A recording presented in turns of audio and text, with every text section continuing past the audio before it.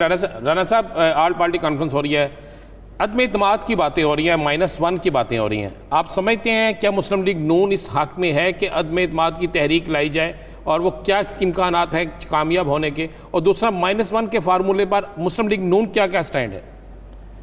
دیکھیں رانا عزیز صاحب، آپ کو علم ہے کہ جو عدم اعتماد کی تحریک یا نو کانفیڈنس کی تحریک ہے، وہ جب بھی ایک مخصوص تعداد جو کہ میرا خیال ہے 1/5 یا 1/4 of the members of parliament ہے، وہ جب پٹیشن جو ہے وہ اسپیکر کو پیش کریں گے، اس کی 3 دن سے پہلے نہیں اور 7 دن کے بعد نہیں، وہ ایک دن مقرر کریں گے اور اس دن جو ہے وہ قومی اسمبلی کا یا پارلیمنٹ کا اجلاس کرایا جائے گا. اس میں 51% لوگوں کو، یعنی اکثریت کو جو ہے وہ اکٹھا کرنے سے مراد یہ ہوگا کہ عدم اعتماد ہو گیا. آپ مجھے بتائیں کہ قومی اسمبلی کے 172 ممبران وہ پورے ہو بھی جائیں، لیکن جس دن وہاں پہ کاؤنٹنگ کا دن ہو تو گورنمنٹ جو ہے وہ بیچ میں جو ہے وہ 2 4 10 15 بندے اٹھا لے، بھلے زبردستی ہی اٹھا لے، تو وہ تو پھر ناکام ہو گئی. گورنمنٹ کے خلاف اس طرح کی تحریک جو ہے اسے لانے سے پہلے بہت ساری چیزوں کو اور عوامل کو جو ہے وہ خاطر رکھنے کی ضرورت ہوتی ہے. اس لیے یہ ایسا نہیں ہے کہ آج کسی نے کر دیا تحریکی لے کے. رانا صاحب ایک بات کہیے گا کہ پاکستان مسلم لیگ نون، پاکستان پیپلز پارٹی اور JUIF تینوں کا سٹانس ایک ہی ہے کہ موجودہ حکومت جو ہے وہ ناکام ہو گئی، اس کی پالیسیز غلط ہیں، اس نے آئندہ کے لیے جو حکمت عملی ترتیب دی ہے وہ غلط ہے. جب تینوں پارٹیز ایک ہی چیز پر متفق ہیں تو کیا آپ کو نہیں لگتا کہ متحد ہونے میں یا APC بلانے میں تاخیر ہو چکی، یہ پہلے ہو جانی چاہیے؟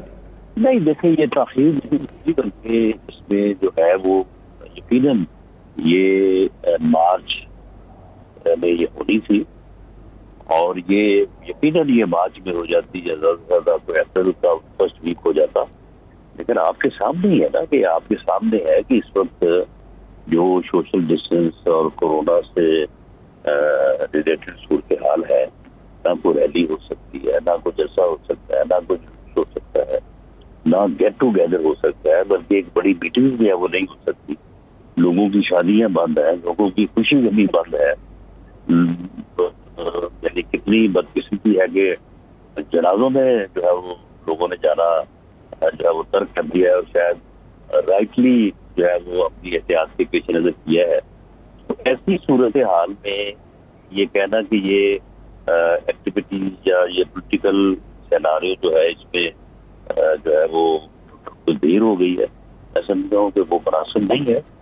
تو رانا صاحب کیا آپ سمجھتے ہیں کہ اس دور میں اس پینڈیمک کی وجہ سے پاکستان تحریک انصاف کو سیاسی طور پہ فائدہ ہوا ہے؟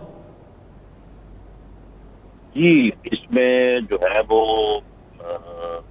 معاشیت کا، اکانومی کا تو انہوں نے پہلے ہی بٹھا دیا تھا، اور ممکن تھا کہ مارچ اپریل میں ان کے خلاف جو ہے وہ عوامی نفرت کی بنیاد کے اوپر ان کے خلاف جو ہے وہ موومنٹ سامنے آ جاتی. اور کیونکہ کورونا کی وجہ سے all activities of every sort جو ہے وہ ہیلڈ ان ابینس ہے، تو اس لیے جو ہے وہ کوئی اس قسم کا ماحول نہیں بن سکا. لیکن پوسٹ کورونا صورتحال جو ہے وہ بھی بڑی بھیانک ہوگی. وہ اتنی بھیانک ہوگی کہ شاید جو کام پہلے نہیں ہو سکتا تھا، یا اگر ہوتا تو بڑے چھوٹے پیمانے پہ ہوتا، وہ اب بڑے ہی وسیع پیمانے پہ اس کے ہونے کے امکانات ہیں. اچھا رانا صاحب، یہ تو ہو گیا مسلم لیگ نون کے. آج ایک MP نے گجرانوالہ میں کھل کے تقریر کی ہے تحریک انصاف کے جلسے میں. انہوں نے کہا ہے کہ مجھے عمران خان کی پالیسیوں پر اعتبار ہے. آپ نے پہلے بڑا سخت ایکشن لیا، نوٹس جاری کیے، نوٹس کے بعد خاموشی ہو گئی. اب جو لوگ مل رہے ہیں مسلم لیگ نون، اس پر کیا ایکشن لینے جا رہی ہے؟ دیکھیں عظیم صاحب، کھل کے تو اس قسم کی تقریر اور اس قسم کا اختلاف جو ہے، آپ کو قومی اسمبلی کے حالیہ جو بجٹ اجلاس ہوا ہے اس میں آپ کو ایک بھی ان کے 20-22 بندے نظر آئیں گے. لیکن یہ ہے کہ قانون میں تو جو ایک پارلیمانی پارٹی سے آدمی ڈیفیکٹ کرے گا تو اس کے خلاف ریفرنس تو 2 صورتوں میں دائر ہو سکتا ہے نا، کہ وہ منی بل جسے بجٹ ریلیٹڈ بل جو ہے وہ کہتے ہیں، یا جو دوسری صورت بنتی ہے کہ آپ ووٹ آف کانفیڈنس یا ووٹ آف نو کانفیڈنس میں وہ ووٹ پارلیمانی پارٹی کی ڈائریکشن کے اگینسٹ ہے. تو ایسی صورت فی الحال جو ہے وہ ان لوگوں نے ایسی کوئی حد عبور تو نہیں کی. ہاں، پارٹی ڈسپلن جو ہے جس میں اس قسم کی نامناسب جو ہے وہ حرکت جو ہے وہ پارٹی کے نقصان کا باعث ہے اور پارٹی پالیسی یہ نہیں ہے، اس کی یہ وائلیشن ہے. اس کے لیے ہم نے جو ان کو پہلے نوٹس جاری کیے تھے، انہوں نے الفن پرانن لکھ کے بھیجا کہ ہم تو صرف اپنے کام کے لیے گئے تھے، ہم تو پارٹی کے ساتھ ہیں، ہم تو بڑے کمیٹڈ ہیں. تو اس کے بعد ملے تھے وہ پچھلے سال میں، تو میرا خیال 10 مرتبہ ہے. یہ کب خبر دینی ہے یا نہیں دینی، یا کب دکھانے یا نہیں دکھانی، یہ ان کی اپنی چوائس ہوتی ہے. جب کسی ایشو کے اوپر سے انہوں نے توجہ ہٹانی ہو تو اس قسم کی سائیڈ ایشوز جو ہیں ان کو یہ آگے بڑھا دیں. رانا صاحب، آپ جیسا کہ کہہ رہے ہیں کہ اس ماحول میں عوامی تحریک تو چلائی نہیں جا سکتی کیونکہ اکٹھا نہیں کر سکتے. دوسرا آپشن ہے عدم اعتماد کا، تو وہ بھی ابھی آپشن زیر غور نہیں ہے کیونکہ اس کے لیے نمبر کی تعداد پورا کرنی ہے. تو نقطہ ایسا کون سا ہے جس پہ ساری جماعتیں، اپوزیشن جماعتیں متفق ہو کے حکومت کو ٹف ٹائم دے سکتی ہیں؟ کیونکہ حکومت تو حالات کا بھی فائدہ اٹھا رہی ہے، اپوزیشن کے رویے کا بھی اٹھا رہی ہے. دیکھیں، وہ جو صورتحال، جو افراتفری، جو بے چینی لوگوں میں ہے، گورنمنٹ کی غلط پالیسیوں کی وجہ سے، گورنمنٹ کی بیڈ گورننس کی وجہ سے، گورنمنٹ میں مختلف مافیا جس طرح سے آزاد ہیں اور لوگوں کو لوٹ رہے ہیں، جس طرح سے مہنگائی ہے، جس طرح سے لوگوں کی اور مشکلات ہیں، یہ وہ ساری چیزیں ہیں جن کی بنیاد کے اوپر اپوزیشن جو ہے وہ مؤثر احتجاج یا تحریک جو ہے وہ گورنمنٹ کے خلاف کر سکتی ہے. اچھا رانا صاحب، میاں محمد نواز شریف صاحب سے رابطہ ہوگا آپ کا، لازمی بات، ٹیم کی عادت ہے آپ کی. میاں صاحب کی واپسی کے کیا امکانات ہیں، کب تک ممکن ہے؟ اور مریم نواز صاحبہ جو ہے، ان کا اس آل پارٹی کانفرنس میں شرکت یا ان کا متحرک ہونا یہ کب تک متوقع ہے؟ دیکھیں، مریم نواز صاحبہ جب پارٹی کو ضرورت ہوگی اور جب پارٹی یہ سمجھے گی کہ ان کو ہم نے عوامی رابطے کے لیے یا پارٹی کی کوئی بھی ایکٹیویٹی جس کو پارٹی مناسب سمجھے کہ اس میں ان کے رول کی ضرورت ہے، تو وہ تو اسی وقت جو ہے وہ متحرک ہو جائیں گی اور وہ پارٹی ڈائریکشن کے تابع.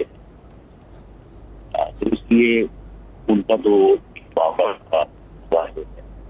جہاں تک میاں نواز شریف صاحب کا تعلق ہے، میاں نواز شریف صاحب وہاں پہ اپنا علاج بھی کروا رہے ہیں اور اس حکومت کا علاج بھی کر رہے ہیں. دونوں علاج مکمل ہوں گے تو انشاءاللہ وہ واپس آ جائیں.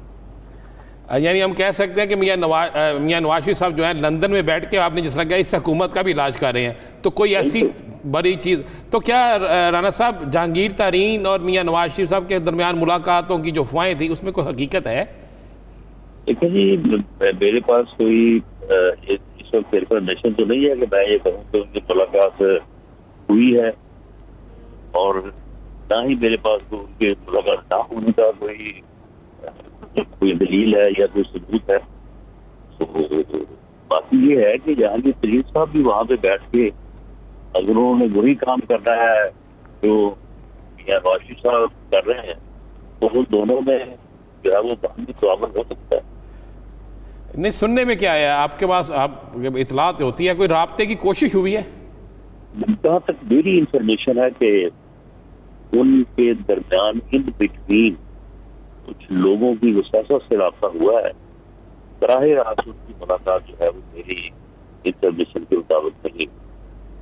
صحیح. تو رانا صاحب یہ کہیے گا کہ موجودہ صورتحال میں حکومت نے جس طریقے سے چیزوں کو ڈیل کیا ہے، یہ جو ایک تو حکمت عملی سمارٹ لاک ڈاؤن کی حکومت نے اپنائی وہ کیسی رہی، اور ساتھ ہی ساتھ یہ اشیاء خورونوش کی چیزوں کو جس طریقے سے ڈیل کیا گیا، چیزوں کی قیمتوں میں اضافہ کیا گیا، آپ اس پہ کیا رائے رکھتے ہیں کہ وہ کس بہتر طریقے سے ڈیل ہوتی تو حالات کچھ مختلف ہوتے؟ دیکھیں، جو مہنگائی ہے، جو بیڈ گورننس ہے، وہ تو آپ ان کے 2 سال سے پچھلے 2 سال دیکھ لیجیے، اس سے پچھلے 2 سال دیکھ لیں یا پچھلے 5 سال دیکھ تو گندم کے معاملے پہ کیا کہیں گے؟ احسن اقبال صاحب تو کہتے ہیں کہ ماضی میں کوئی ایسی مثال نہیں ملتی کہ گندم مارکیٹ میں بعد میں آئے، غائب پہلے اور دیکھیں پچھلے 15 سالوں میں اس سال پہلا سال ہوگا کہ 15-20 سال کے بعد کے گندم جو ہے وہ ہم امپورٹ کریں گے، اس لیے ان کا تو کوئی پرسان حال نہیں ہے جتنی بیڈ گورننس ہے.